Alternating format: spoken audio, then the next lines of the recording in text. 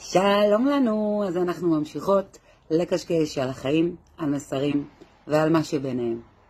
שאלה לי עלייך בינינו, תגידי, היית סומכת על המלצה של סושי ממישהי שאף פעם לא אכלה סושי? היית מזמינה מלווה ללידה, דולה, מישהי שאף פעם לא ילדה? היית הולכת לקבל עצה לעסק עצמאי ממישהי שכל החיים הייתה שכירה? היית לוקחת מתכון אש לבשר ממישהי צמחונית? שאלות מעניינות, לא? שאלה יותר עמוקה בעצם אומרת, האם אני מאמינה למסר או אני מתעסקת בשליח? האם אני עסוקה בלהקשיב למילים?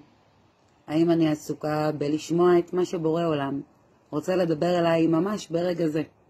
וזה לא משנה אם זה בא בשיר, וזה לא משנה אם זה הבן אדם שבא מולי ובדיוק אמר לי איזשהו משהו שבדיוק חשבתי עליו.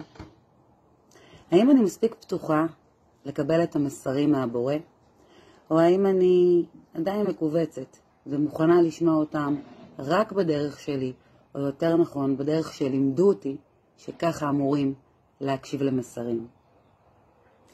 אם את כמוני אוהבת להקשיב למסרים מכל הצבעים, בכל צבעי הקשת, כל האופציות, אז אני מזמינה אותך להצטרף אליי. אני מזמינה אותך להקשיב למסרים. אני מזמינה אותך להקשיב לבין המילים, לבין השורות. אני מזמינה אותך ללמוד לספר את הסיפור שלך, קצת אחרת.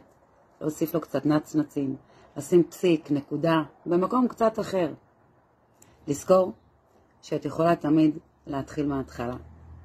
ואם אנחנו עושים כבר מיקס עולמות, אז הקלף הכי יהודי בחבילה הזאת, זה בעצם הקלף הזה. הקלף הכי יהודי בחבילה הזאת בעצם אומר, מה שהיה היה, העיקר להתחיל מההתחלה. מה שהיה היה, נכון, היה ככה והיה ככה, ואם הייתי יכולה לחזור אחורה, אז הייתי משנה 1,000,001 דברים. אבל אני לא. אני כאן כדי ללכת קדימה. אז גם אם את עוברת עכשיו רגע שהוא קצת מבאס, רגע שהוא קצת עצוב, שקצת מוביל אותך למחשבות כאלה ואחרות, שאולי היה יכול להיות ככה ואולי גם אחרת, תזכרי שזה לא באמת משנה מה היה.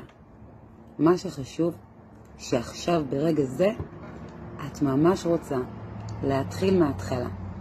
אז אם בא לך לספר את הסיפור חיים שלך, בדרך קצת אחרת, לשמוע מסרים, קבל הדרכות, קבל כוחות, אז יאללה תלחצי, למה את מחכה? המסר כבר ממש פה. אני סטפנית, ואני מחכה להודעה.